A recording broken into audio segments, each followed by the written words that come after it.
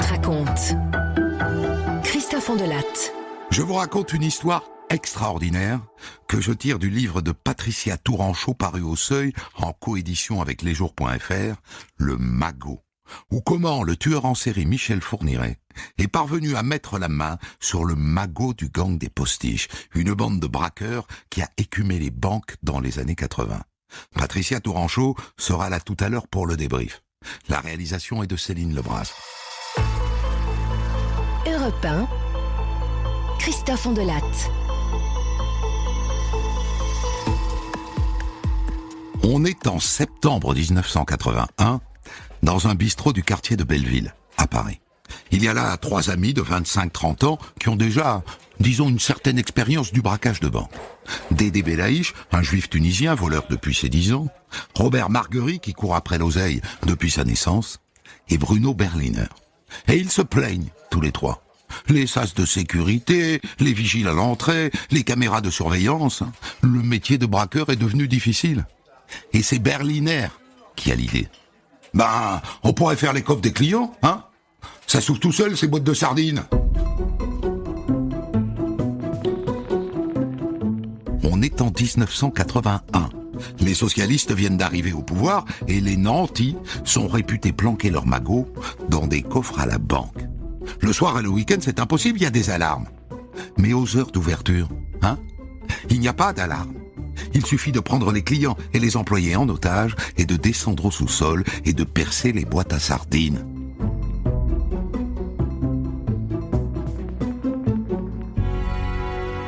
Et avant, pour franchir le sas, il faut bien se présenter. Et donc se déguiser en grand bourgeois rassurant. Et donc ils achètent des fonds de teint, du maquillage, des costumes et des fausses barbes et de fausses moustaches de bonne qualité.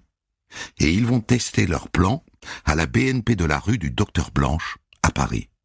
Ils entrent dans la banque vers midi. Personne ne bouge, on reste tranquille.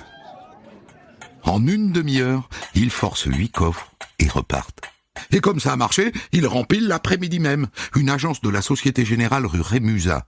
Le grand Marguerite a enfilé un blazer et s'est collé une barbe et des moustaches noires. Berliner a mis une veste kaki et Belaïch s'est grimé en vieux monsieur à barbe poivre et sel. Ils passent 1 heure à taper à la masse et au burin et à vider les coffres.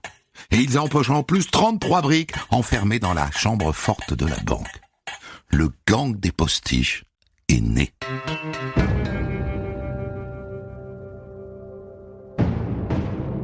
Le mardi suivant, à la banque Verne, dans le 16e arrondissement, ils sont un de plus, un copain de Dédé Belaïch, Patrick G.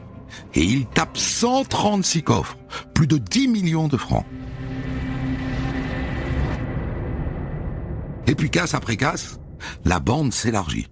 Ils changent de costume, ils s'attribuent des surnoms à la noix. Leur tactique est d'organiser des campagnes de 2 semaines de braquage, 6 ou 7 banques d'affilée. Et ensuite de disparaître pendant 6 mois, histoire de dépenser leur oseille au soleil. En Thaïlande ou ailleurs, se faire oublier. Sauf Berliner. Berliner, il aime la ville. Drôle de type, ce Berliner. En 82, son frère Gérard sort une chanson qui va devenir un tube. Louise. Le bois. Eh bien, comme il a de l'oseille, il achète des centaines de 45 tours pour faire monter Louise dans le hit parade.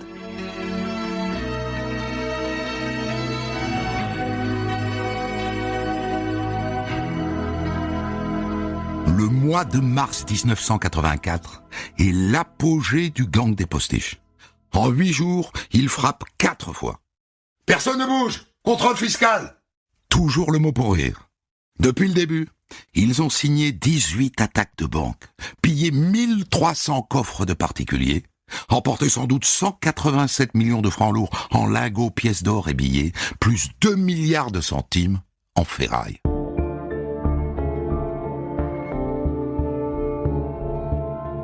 Gaston Defferre, le ministre de l'Intérieur, n'en peut plus d'être humilié. Il organise une réunion au sommet, place Beauvau. Ça ne peut plus continuer. Que proposez-vous, commissaire? Eh bien, monsieur le ministre, ils écoutent nos radios avec des scanners, on en est certain. Et donc on pourrait équiper la PJ de radios cryptées. Quant aux banquiers qui assistent à la réunion, ils proposent d'installer dans leur salle de coffre des alarmes sismiques qui se déclenchent au premier coup de burin. Au même moment, vous entendez, au même moment, les postiches attaquent le Crédit Commercial de France dans le 7e arrondissement. Et l'après-midi même, ils enchaînent avec une agence du Crédit Lyonnais dans le Val-de-Marne. À 15h13, ils entrent dans le sas de la banque. Et on les voit très bien sur les caméras de surveillance. Ils essaient d'ouvrir la porte, bloqués. Ils sont coincés. Et donc ils décrochent. Et les photos de la vidéosurveillance paraissent dans Paris Match. Oh putain! On est reconnaissable, non? Alors ils se terrent en région parisienne. Mais en vérité, personne ne les a reconnus. La brigade de répression du banditisme est complètement paumée dans ce dossier. On est en mars 1984. Le gang des postiches est assis sur un énorme tas d'or. Son magot.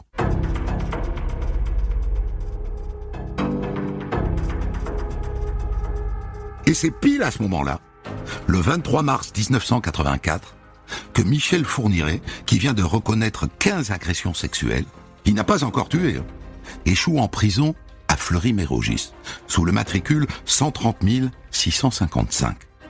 Et comme pour l'administration pénitentiaire, c'est un prisonnier à risque, un type qui peut se suicider par exemple, par précaution, on le colle dans ce qu'on appelle une triplée, une cellule de 3 avec un gars solide et 2 fragiles comme lui.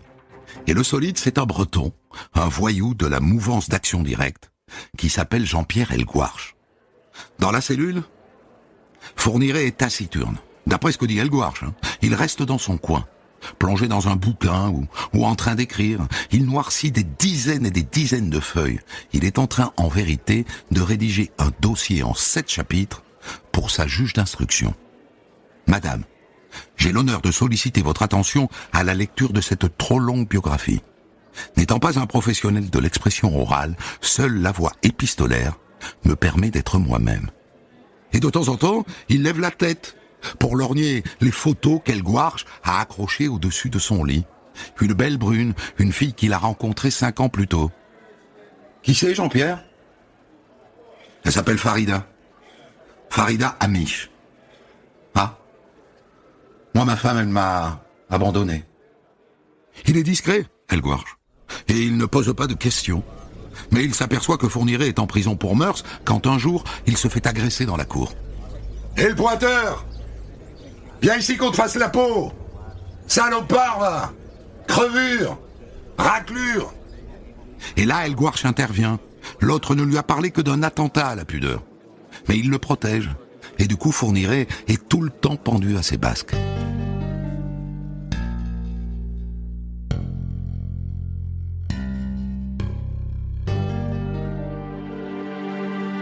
Au bout d'un mois, Fourniret s'est bien comporté. Le risque de suicide paraît écarté. Et donc l'administration pénitentiaire retire Fourniret de la cellule d'Elgouarche et il file dans une cellule classique, la cellule numéro 39 du bâtiment des 1.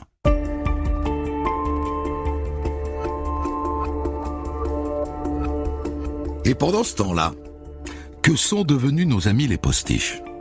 Eh bien, ils continuent leur braquage éclair. En novembre 1985, toujours pour se faire le plus discret possible, ils ont loué une suite au Flat Hotel de la rue du Théâtre, dans le 15e arrondissement de Paris. Et le 15 novembre au matin, une femme de ménage vient faire le ménage dans leur suite, la numéro 277. Et dans un canapé, sous un coussin, elle trouve un Colt Python. Alors elle prévient sa direction, qui appelle la police. 3 policiers rappliquent. Ils s'installent dans la suite et ils attendent le retour de ses occupants. Et ça va très vite. Les gars rentrent, ils voient les flics, l'un des postiches s'empare de l'arme d'un inspecteur, il lui tire dessus et il se barre au courant. Le deuxième parvient aussi à s'échapper et le troisième, Marguerite, est interpellé et menotté. Bilan, un flic blessé, un postiche arrêté et 2 postiches en fuite. Les flics font le tour de la piole, ils tombent sur 2 grenades offensives, 3 revolvers, un pistolet automatique, 4 chargeurs, 300 munitions et des faux papiers. Mais qui sont ces types-là? Michel Chelaoui, le seul qui ait été arrêté, les embrouille. Bon, en fait, on est 3 amis, à la rue, sans argent. On a rencontré des Chinois, une filière d'immigration clandestine. Ils nous ont donné de l'argent pour qu'on loue une suite au Flat Hotel, qu'on héberge des clandestins chinois. Oh, je suis vraiment désolé d'avoir blessé l'inspecteur. Le coup est parti tout seul, vous comprenez ?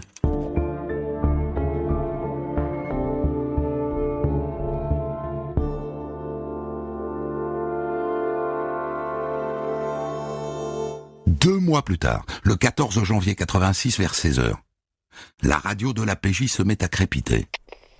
Appel à toutes les voitures. 2 types sont en train de taper au marteau et au burin au sous-sol du Crédit Lyonnais, 39 rue du Docteur Blanche, dans le 16e arrondissement.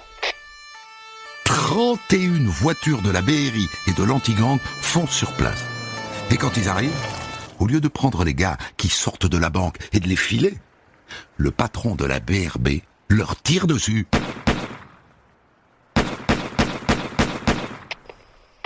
Vite! À Saumur, rue René Bazin, face au 11. L'un des malfaiteurs, Delta Charlie Delta. Il y a un collègue au tapis. Devant la banque, un carnage. Des voitures dans tous les sens et, sur le trottoir, 2 corps. Un enquêteur de la BRB et Bruno Berliner, les bras en croix, son revolver encore à la main. Et puis...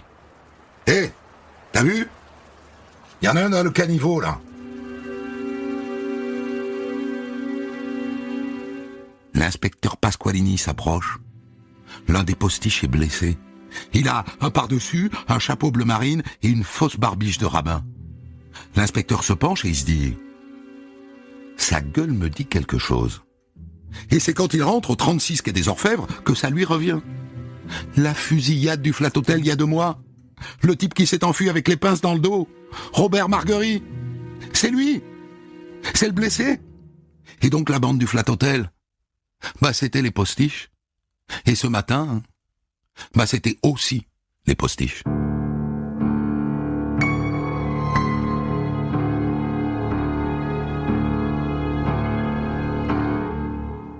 C'était le braquage de trop. Et c'est la fin des postiches. Le gang s'est donné rendez-vous dans une planque et il décide de se mettre au vert. Ceux qui se savent rechercher escaladent les Alpes à ski. Dédé Belaïch s'enfuit en Italie et il se fait pincer bêtement à Rome lors d'un contrôle routier.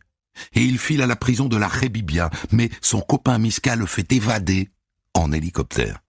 Bref, à un moment, ils finissent tous par se retrouver en France.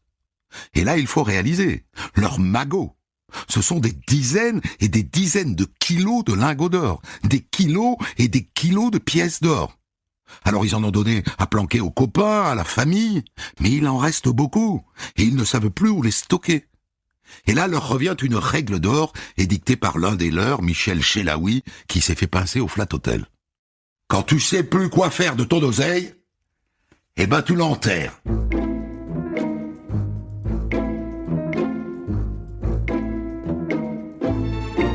Et donc, il y en a un qui va enterrer sa part du magot sur la tombe de sa belle-mère au cimetière de Montreuil.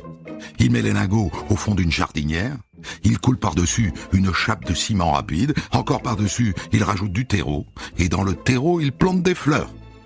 Et ce qui est incroyable, c'est que sans s'être concerté, une autre équipe des postiches va faire à peu près la même chose dans un autre cimetière, celui de Fontenay en Parisis, dans le Val d'Oise.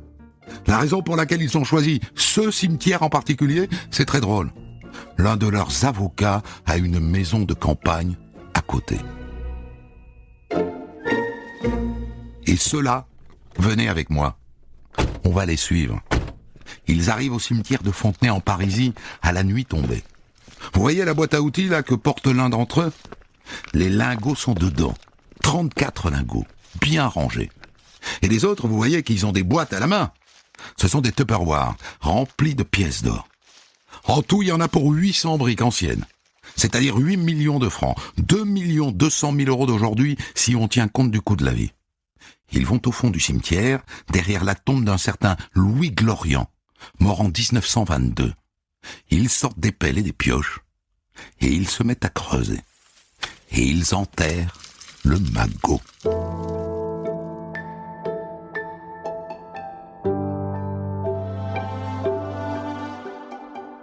même moment, Michel Fourniret, qui est toujours en prison pour une série de viols et d'agressions sexuelles, fait passer une petite annonce dans un magazine catholique.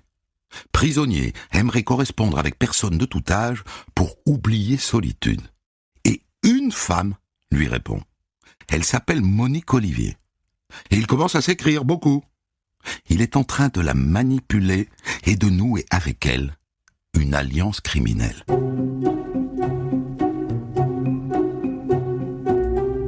Après avoir planqué leur magot, les postiches vont se terrer dans une maison, volets fermés. Mais le matin du deuxième jour, à 7h du matin, les flics du raid qui font sauter les portes. Les postiches n'ont pas le temps de se jeter sur leurs armes, ils se font cueillir en caleçon et en survêt. C'est fini. Ils sont partis pour des années de cabane, avec pour unique consolation que quand ils sortiront, une partie de leur magot les attend au cimetière.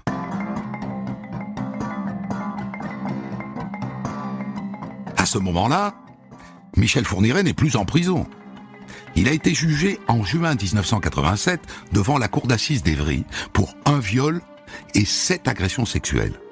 Et il a pris 7 ans, dont 2 avec sursis. Et comme il a déjà fait de la préventive, 3 mois plus tard, il a eu sa première permission de sortie. Et 4 mois plus tard, il s'est retrouvé libre. Et il a emménagé dans Lyon avec Monique Olivier. Et à peine dehors, Michel Fourniret cherche à reprendre contact avec son copain Jean-Pierre Elgouarche. Vous vous souvenez, le breton solide avec lequel il a noué une amitié au tout début de sa détention. Et donc un jour, il va devant la porte de Fleury-Mérogis, à l'heure du parloir, et il reconnaît tout de suite au loin dans la foule la jolie brune qu'il a vue en photo dans la cellule au-dessus du lit d'Elgouarche. Farida Amiche. Et il va la voir. « Bonjour mademoiselle. Vous êtes bien la femme de Jean-Pierre Elgouarche ? » ?»« Oui. Je suis Michel. J'étais en prison avec Jean-Pierre. On est de bons amis. Et on s'était juré que le premier qui sortait aidait la famille de l'autre. Et donc, voilà, je voulais vous donner mon numéro de téléphone, quoi. Si vous avez besoin de quoi que ce soit, vous n'hésitez pas. »« Ah d'accord, merci. Tenez, voilà mon numéro de téléphone à moi. Et transmettez mon meilleur souvenir à Jean-Pierre, hein. » Évidemment. À peine arrivé au parloir, Farida raconte la scène à son Jean-Pierre. « Michel, t'as vu Michel ? Quel imbécile heureux. Un brave type, hein. Il s'est accroché à moi comme à une bouée de sauvetage. » Et après, à chaque fois qu'il vient en région parisienne, Fourniret va voir Farida avec Monique. Elle les appelle les Popeye. Elle les trouve plutôt gentils. Un brave couple.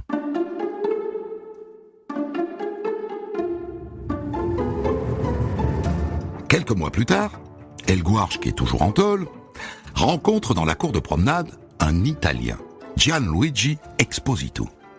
Et cet Exposito, je ne vous en ai pas encore parlé, mais il connaît très bien les postiches. Et pour cause. Vous vous souvenez de Dédé Belaïch qui s'est fait arrêter en Italie et qui s'est évadé en hélicoptère ? Le jour de son évasion, il a emmené un gars avec lui, Exposito, qui est resté avec eux après et qui s'est fait pincer en même temps qu'eux. Exposito, qui était aussi là le soir où ils ont creusé dans le cimetière et qui sait donc où est le magot. Et un jour, en promenade, il le dit à son nouveau copain Elgouarche. « Je connais un endroit, il y a des lingots, des pièces planquées. C'est dans un cimetière. Alors moi, je vais être transféré en Italie.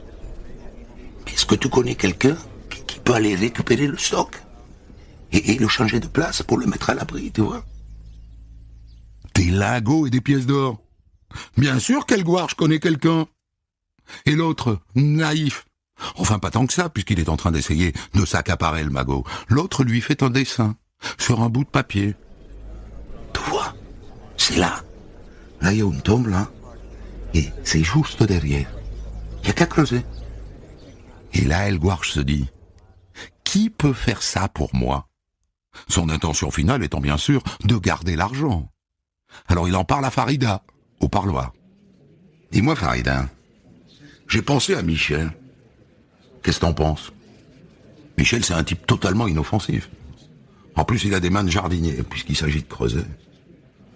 Ah ouais, Jean-Pierre, t'as raison. Ah ouais, Michel, c'est une bonne idée. Et donc, en mars 1988, Farida va voir Popeye, comme elle l'appelle, pour lui proposer le marché. Tu sais, Michel, c'est pas très compliqué, hein. Il suffit de creuser. Et on a convenu avec Jean-Pierre qu'on vous laissera 500 000 francs. C'est pas mal, 500 000 francs. Michel Fourniret rêve de s'acheter une ferme. Ça tombe bien.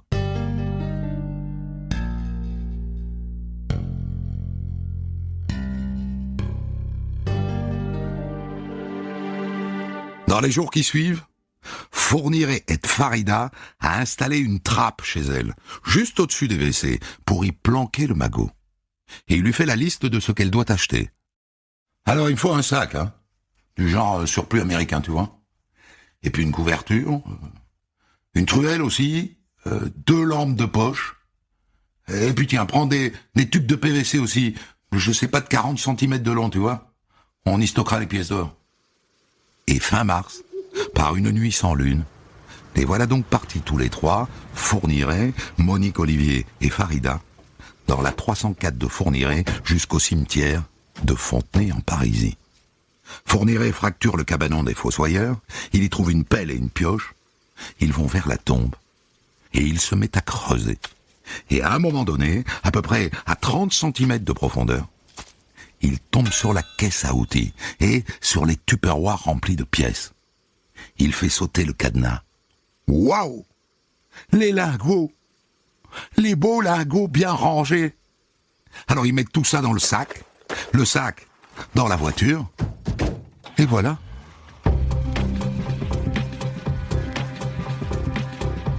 Tout le monde se retrouve chez Farida, le magot sur la table. Michel Fourniret prend sa part, comme prévu, 1,5 million, et Farida planque tout le reste au-dessus de ses toilettes. Les Fourniret rentrent chez eux, ils enterrent leur part dans le jardin. Et là, Fourniret dit à Monique: « Je sais pas ce que t'en penses, mais ça serait mieux d'avoir un peu plus, non? Et même d'avoir tout, hein?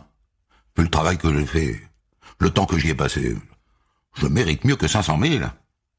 Et si Farida n'est pas d'accord, eh bien, je la supprimerai, et puis c'est tout. »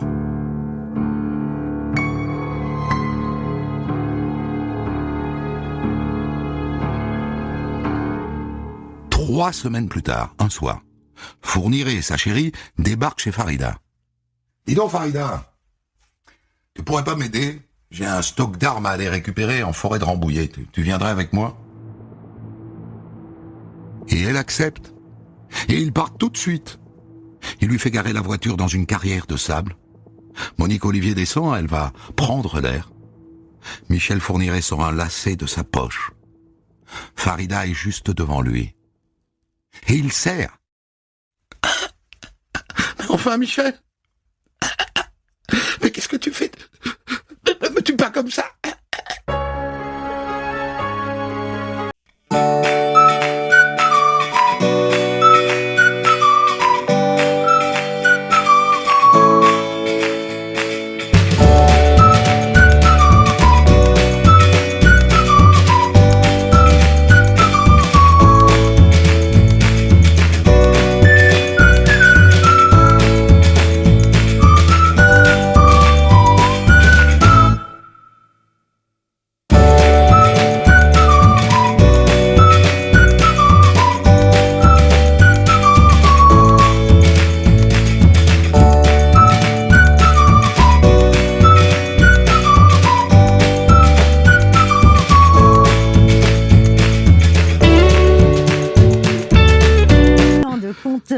Tiré de votre livre Le Magot, Patricia Touranchot. Il est sorti en mars, j'ai mis un peu de temps, parce que il faut trouver le chemin du récit dans ce livre qui est beaucoup plus complet que je ne le raconte. J'en profite d'ailleurs pour le dire. Il y a sur l'affaire Fourniret elle-même un certain nombre d'extraits de procès-verbaux qui sont absolument extraordinaires. Ah mais les procès-verbaux de Fourniret, c'est hallucinant. Quand il raconte par exemple pourquoi, quand il se ravise et qu'il décide d'aller tuer Farida, c'est quand même la femme de son meilleur ami de prison. Oui. Et il dit, l'amitié est une chose, les affaires en sont une autre. Alors vraiment sans état d'âme. Et il dit, à l'époque, Monique est enceinte, on est dans cette maison, on n'a pas de travail, on est dans Lyon. On a besoin, quoi. Et voilà, il dit, sans travail et en état d'impécuniosité relative, j'ai décidé de m'approprier cet or. Il y avait de quoi faire face aux besoins, l'idée s'est imposée à moi, et voilà, donc il va tuer la femme de son meilleur ami pour voilà, vivre avec ce magot pendant 15 ans quand même. Alors c'est vous qui avez fait la jonction entre ces deux affaires, c'est vous qui avez révélé l'affaire des postiches à la police. Alors il faut raconter, vous étiez en fait la spécialiste des postiches. On a fait en fait entrer l'accusé sur les postiches, on l'a fait à partir de votre livre à l'époque. En 2004. En 2004. Vous étiez journaliste à Libération, Oui. vous venez donc de publier les postiches, vous avez fait toute la promo, vous rentrez là, on vous colle sur l'affaire Fourniret. Exactement, un mois après. Et du coup, dans cette affaire Fourniret, Monique Olivier vient d'avouer une dizaine d'assassinats commis par son mari. La plupart étant des petites filles ou des jeunes filles. Ce sont des crimes sexuels. Et Monique Olivier dit, il y a un assassinat qui n'est pas pareil que les autres. C'est celui de Farida Amiche. C'est une adulte, une femme de 30 ans. Et elle, c'est un crime crapuleux. C'était pour s'approprier un trésor, un magot en or qui était dans un cimetière. Et là vous dites, vous... évidemment, c'est le magot des postiches. Moi, je sais que mes postiches ont perdu une partie de leur butin dans un cimetière, sans savoir lequel d'ailleurs. Mais en même temps, ils vous l'ont dit.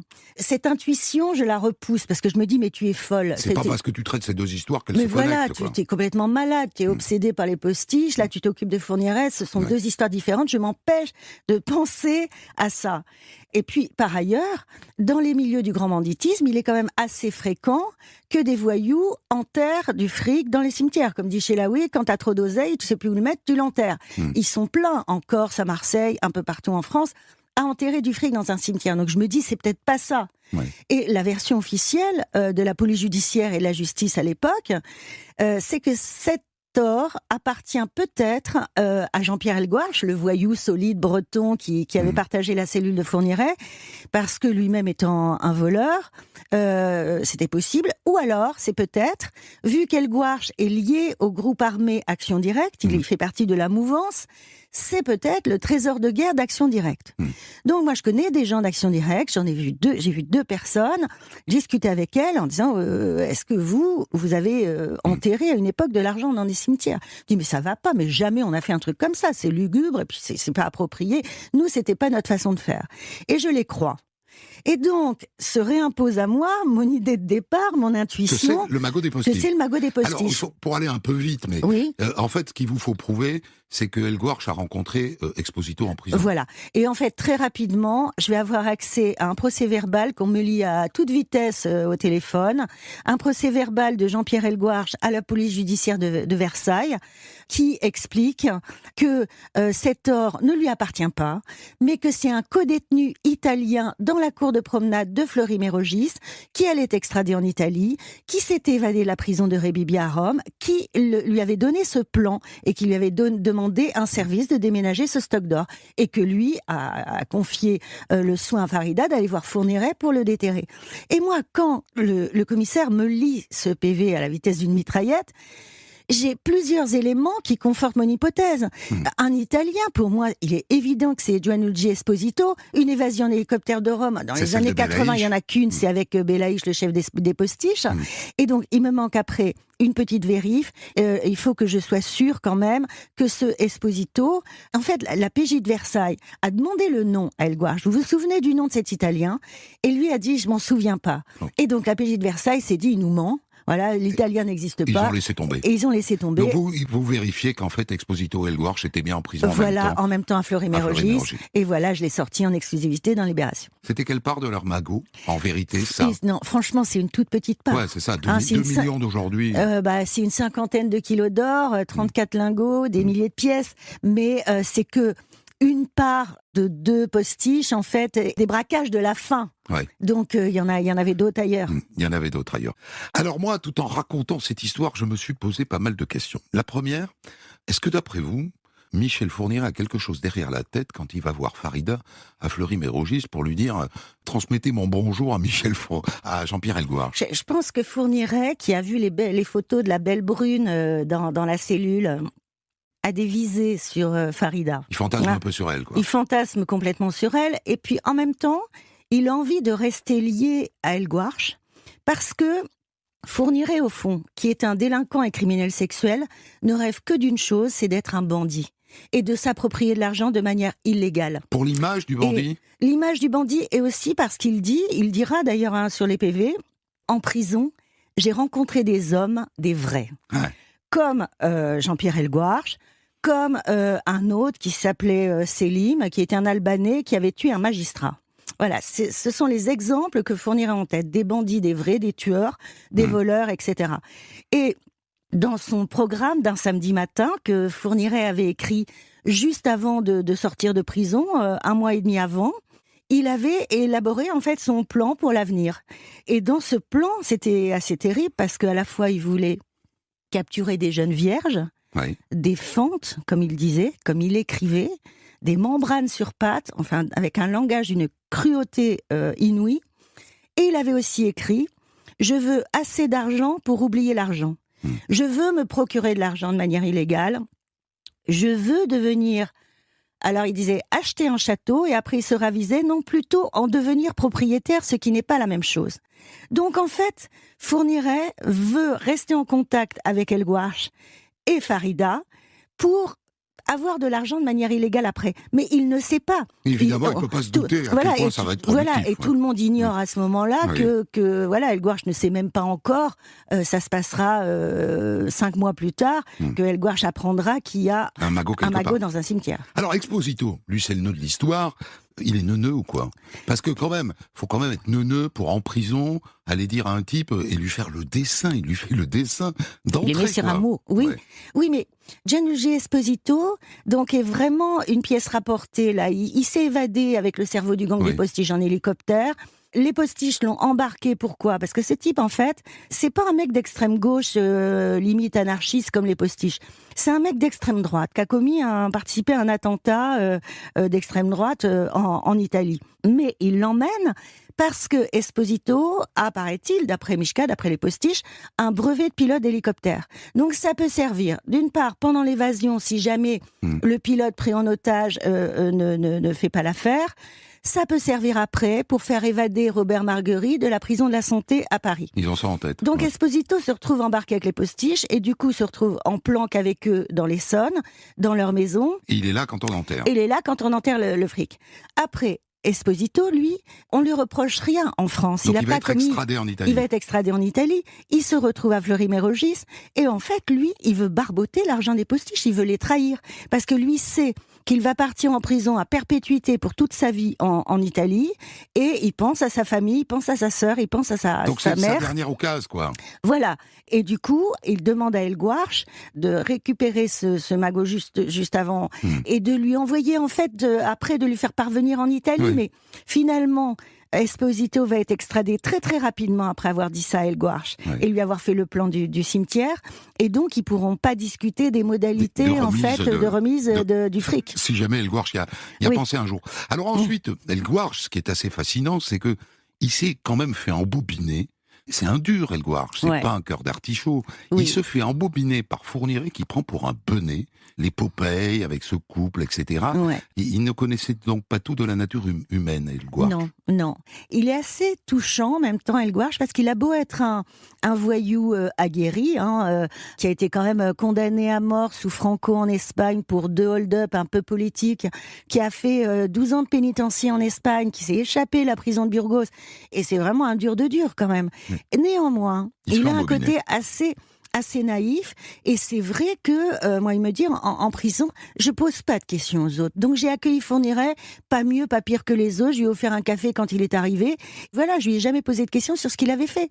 Donc, oui, j'ai cru qu'il avait commis un simple accident de parcours, un attentat à la pudeur, et que c'était quelqu'un d'inoffensif. Et quand j'ai eu ce plan, dit-il, par l'italien de ce stock d'or, j'allais quand même pas demander à des voleurs de mes amis d'aller le déménager, parce qu'il m'aurait dépouillé, il l'aurait pris. Donc Fourniret, avec ses grosses mains de travailleur manuel et de jardinier, m'a paru la personne la plus appropriée. Il était inoffensif à mes yeux. Il en a fait quoi? Fourniret de cet argent? Ah mais Fourniret, c'est incroyable. Fourniret, en fait, va donc réaliser son rêve de devenir propriétaire d'un château. Grâce à ce magot, il va acheter 1 200 000 francs à l'époque en cash, parce qu'il a changé les lingots, une partie des lingots et une partie des pièces d'or en Belgique, Oui. contre des billets de 500 francs. Et il a apporté une valise avec 1 200 000 francs à un notaire véreux de Sedan pour s'acheter un château digne de Barbe Bleue au fin fond des Ardennes, pas très loin de la frontière belge, un endroit où franchement moi j'y suis allée 2 fois, ça donne la chair de poule cet endroit, mais c'est perdu au bout du monde et tout, c'est hallucinant. Il s'est acheté ça, il s'est acheté des appartements, quand même plusieurs appartements et maisons, enfin à Floins, à Sedan. Il s'est acheté des camionnettes pour enlever les petites filles. Et en fait, comme il vivait quand même relativement chichement, qu'il escroquait l'électricité, il payait pas l'eau, etc., finalement, avec Monique Olivier, ils ont vécu 15 ans de carrière criminelle sur ce tas d'or. Et à la fin, il en restait encore. Monique Olivier, quand elle a fini par avouer fin juin 2004 tous les crimes de son mari, a emmené la police belge dans un terrain de camping au pied d'un arbre où elle avait enterré les dernières pièces d'or du magot du gang des Postiches. Il en restait 197. Ah oui, quand même. Que la police judiciaire de Versailles, par la suite, qui a enquêté sur le recel de vol à main armée des Postiches et l'assassinat de Farida, va montrer à Michel Chelaoui du gang des Postiches en lui demandant s'il reconnaît ses pièces. Et Chelaoui disait, écoutez, oui, enfin, je sais pas, on avait des dollars, des pesos mexicains en or, on avait des louis d'or, oui, comme ceux-là, mais c'est difficile de dire si c'était les nôtres ou pas. On ne sait pas. Est-ce que le postiche qui avait enterré, lui, son magot dans la jardinière de la tombe de sa belle-mère, il a récupéré son magot? Michel Chelaoui, oui, il a récupéré. Et alors, vite fait pour la petite histoire, Michel Chelaoui, pendant qu'il était en détention, sa femme Anita est devenue complètement mystique et elle a donné tout aux bonnes œuvres. Elle a donné leurs appartements, plusieurs appartements qu'il avait achetés avec ses butins. Il avait planqué de l'argent dedans. À Mère Teresa et à l'abbé Pierre. Et lui avait une angoisse totale, c'est qu'elle allait chercher les lingots et ses pièces d'or sur la tombe de sa propre mère à elle. Mais dès qu'il est sorti de prison, il les a déménagés sur la tombe de sa mère à lui, ailleurs. Et puis maintenant, voilà, c'est fini, il n'y en a plus. Par contre, Jean-Claude Michka, qui était un des piliers du gang des Postiches... Il n'a rien eu. Lui, c'était en grande partie son butin qui se trouvait dans le cimetière de Fontenay-en-Parisis. En prison, Michka est devenu... il a fait une névrose carcérale, il avait des hallucinations, ça allait pas très bien. Quand il est sorti, après avoir été riche comme Crésus, il s'est retrouvé pauvre comme Job. Et il s'est retrouvé au RMI, chez sa maman à Aubervilliers. Et il a fini par se tirer une balle dans la tête, début 2003, sans savoir qui avait piqué son magot. Lui, il n'avait pas la solution. Il s'est suicidé, il n'avait pas la solution. Et en plus, cette arnaque de Fourniret a créé un soupçon au sein des Postiches. Parce que Jean-Claude Michka a soupçonné ses copains qu'il avait enterrés avec lui d'être venus le barboter pendant que lui était encore en prison. Donc c'est pas terrible, quoi. Vraiment, ce Fourniret, de toute façon, c'est l'incarnation du mal absolu, Fourniret, et dans tout. Y compris dans cette affaire-là. Ouais. Comment vont-ils, les Postiches? Ils sont tous dehors, évidemment, maintenant, ceux qui sont encore vivants. André Belaïch est toujours... Ouais, il a vendu son magasin de disques rue le pauvre, Mouffetard. il vendait des CD et des cassettes VHS. Ouais. C'est pas très porteur. Ouais, non, c'est pas. Et puis il est assez vieux et un petit peu... Mais vous le voyez toujours. Un petit peu malade. Là, il est un peu... Michel Chelaoui est toujours à Bagnolet. Robert Marguerite, je dois le voir dans pas longtemps, il vit en Thaïlande avec sa fille. Et là, il va venir faire une petite visite. Et puis, il y en a quelques autres qui n'ont jamais été vraiment identifiés, mais depuis lors... Ils l'avaient tellement flambé quand même. Ils avaient beaucoup flambé, les Postiches aussi. Ils s'étaient achetés des Lamborghini, des Ferrari, des Porsche, des maisons, des voyages au bout du monde, etc. Merci Patricia Touranchot. C'est moi, merci. D'avoir accepté que je pose ma voix sur vos mots, puisque vous les avez reconnus, ce sont les vôtres. Non, vous n'avez pas de nègre, donc ce sont vos propres mots. C'est votre métier que d'écrire. Moi, mon métier, c'est de parler. Nous avons conjugué nos deux métiers.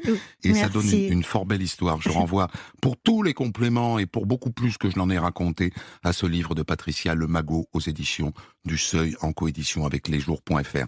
Je veux aussi dire que vous avez une autre affaire qui vous poursuit depuis plusieurs années, qui est l'histoire du grêlé, dont vous avez raconté feuilletonner l'histoire sur le site lesjours.fr. Vous en avez fait un podcast qui est désormais, je le dis bien tranquillement, sans jalousie et sans rien, sur une plateforme qui s'appelle Sibel. Voilà, pour ceux qui s'intéressent à l'histoire du grêlé, allez écouter le podcast de Patricia sur la plateforme Sibel. Merci Patricia. Merci beaucoup. Des centaines d'histoires disponibles sur vos plateformes d'écoute et sur europe1.fr.